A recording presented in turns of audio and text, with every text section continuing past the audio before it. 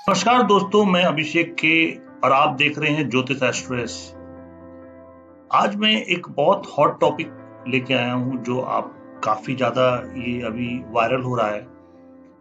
जी हाँ, मैं बात करने वाला हूं रणवीर अहलूवालिया के बारे में, उनके हॉरोस्कोप के बारे में। क्यों इतना बड़ा डिफेमेशन उनके लाइफ में आया और वो इतना अच्छा जहाँ कर रहे थे, जहाँ सब कुछ स्पिरिचुअलिटी की बातें हो रही थी, वो अच्छा खासा अपने यूट्यूब चैनल को चला रहे थे। तो ऐसा क्या हो गया उनके लाइफ में कि इतना बड़ा ड्रास्टिक सिचुएशन क्रिएट हुआ।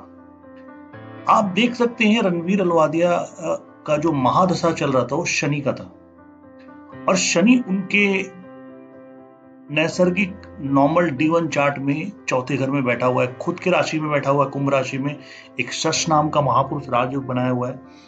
और अगर कुंडली में देखिए तो शनि मंगल के नक्षत्र में बैठा है। मंगल का जो नक्षत्र है आप यहाँ से देख सकते हैं, मंगल का नक्षत्र है धनिष्ठा, और उनका जो सबलॉर्ड है वो चंद्रमा है। चंद्रमा 9वें घर से एक संबंध बनाए हुए है क्योंकि वो 11th हाउस में बैठा हुआ है चलित कुंडली में, और 9th हाउस का लॉर्ड है, तो 9-11 का संबंध हो गया। 9-11 हमेशा स्पिरिचुअलिटी से रिप्रेजेंट करता है।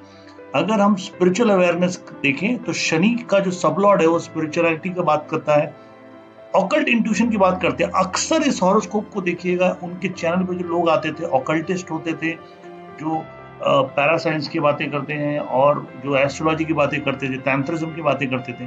तो 8 और 11 एक ऑकल्ट को बताता है, 9th हाउस और 11th हाउस स्पिरिचुअलिटी को बताता है। अगर ये एस्ट्रोलॉजर का कॉम्बिनेशन देखे जहाँ की काफी ज्यादा एस्ट्रोलॉजर से कनेक्टेड रहते हैं, तो रिसर्च भी रिप्रेजेंट करता है 8-11। तो ये सारी बातें हो रही थी और शनि खुद इस चीज को रिप्रेजेंट करता है। उनकी कुंडली के चलित कुंडली में आप देखिएगा मंगल अष्टम स्थान पे बैठा हुआ है। अब मंगल इन सब चीजों का जो जिस स्थान पे बैठा है इन सब चीजों से रिप्रेजेंट होता है। तो मंगल और शनि का जो कॉम्बिनेशन था उन सब चीजों के तरफ उनको प्रेरित कर रहा था। अब हम देखते हैं उनका वेल्थ तो काफी ज्यादा है क्योंकि 2, 6, 10, 11 काफी ज्यादा कुंडली में है। तो उनका फेम भी बहुत था क्योंकि पहला घर और 11वां घर शनि में कनेक्ट हो रहा था। यहाँ पे आप देख सकते हैं, पहला घर खुद का होता है इंसान, 11वां घर उसको सक्सेस दिलाता है, हर चीज का फुलफिलमेंट, डिजायर्स का 11वां नंबर होता है। और उनको हर प्लैनेट सपोर्ट मिल रहा था, हर प्लैनेट में 10 और 11 थे, 10 और 11 थे। तो ये जो फेम था उनकी कुंडली में वो जबरदस्त तरीके से दिख रहा था। तो फेम के नंबर काफी अच्छे थे। और उनकी कुंडली में क्यों वो इतने यूट्यूब में सक्सेसफुल थे, क्योंकि शनि खुद तीसरे घर में बैठा हुआ था चलित कुंडली में। और तीसरा घर सोशल मीडिया, वायरलिटी को रिप्रेजेंट करता है, कम्युनिकेशन, टेलीकॉम, इंटरनेट, इन सब चीजों को रिप्रेजेंट करता है और ब्लॉगिंग को रिप्रेजेंट करता है। आप देखिएगा जो ब्लॉगर्स होते हैं उनका तीसरा घर बहुत ज्यादा प्रोमिनेंट होता है। तो इनके कुंडली में भी तीसरा घर था और वो काम भी क्रिएटिव करते थे। अगर आप क्रिएटिव करियर में अगर आएंगे तो क्रिएटिविटी का नंबर काफी स्ट्रांग था।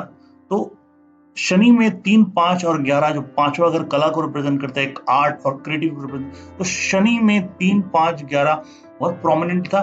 तो वो सोशल मीडिया पे वो क्रिएटिव काम कर रहे थे। पर ऐसा क्या हुआ अचानक से कि उनका सब कुछ चेंज हो गया। उनके पास अच्छा फेम था, उनके पास वायरलिटी के नंबर थे 3, 11, ब्लॉगिंग के अच्छे नंबर थे, स्पिरिचुअल अवेयरनेस था। अब ऐसा क्या हुआ फरवरी के महीने में कि सब कुछ चेंज हो गया। अब देखिए फरवरी, 9 फरवरी, ये आगे पीछे हो सकता है, ये एक एजम्पशन पे टाइम लिया गया है और मेरे हिसाब से उनका ही टाइम होना चाहिए। फरवरी के महीने में उनको मरकरी का महादशा लगा और बुध बैठा है राहु के नक्षत्र में। जी हाँ, राहु के नक्षत्र में बैठा है। बुध का जो नक्षत्र है वो है आद्रा।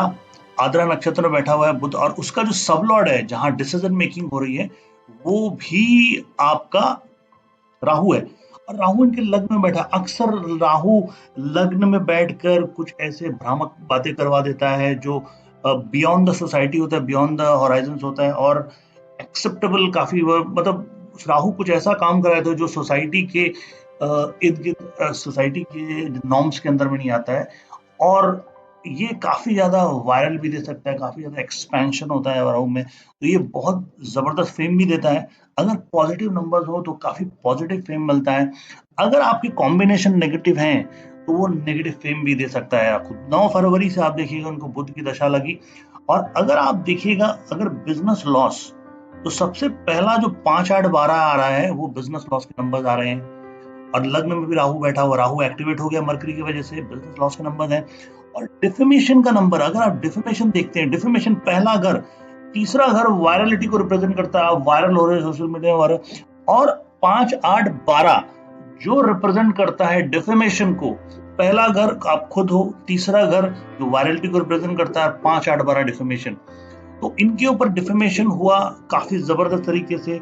लीगल एंड लिटिगेशन चीजों में वो फंसे, क्योंकि 6, 8, 12 है, लिटिगेशन में फंसे, उनका डिफेमेशन हुआ, क्योंकि फर्स्ट हाउस डिफेमेशन को रिप्रेजेंट करता है। और कंफ्यूजन एंड फोकस इश्यूज भी मरकरी में था, वो फोकस इश्यूज और कंफ्यूजन के कारण ये सारी चीजें फैली और उनके लाइफ में इतना बड़ा डिफेमेशन का कॉम्बिनेशन किक इन किया। तो ये रिप्रेजेंट करता है कि आप, अगर आपके कॉम्बिनेशन इस तरह से चल रहे हैं तो आपको थोड़ा सावधान रहना चाहिए, अपनी कम्युनिकेशन पे काम करना चाहिए और आपके कम्युनिकेशन पे ध्यान रखना चाहिए था। तो इस तरीके से जब आपका दशा चेंज होता है तो आपको ध्यान रखना चाहिए, या आपको राजा से रंक भी बना सकता है, एक फेमस पर्सनैलिटी से डिफेम भी कर सकता है, जस्ट एक दशा चेंज से। तो अगर आपको अपने हॉरोस्कोप के बारे में जानना है और अपने बारे में कुंडली के माध्यम से आप जानना चाहते हैं आपकी क्या कॉम्बिनेशन चल रही है, आपकी क्या दशा है, you can connect me and मैं अवेलेबल हूँ आपके लिए। आज मैं अपने वार्ता को यहीं विराम देता हूँ। Thank you so much.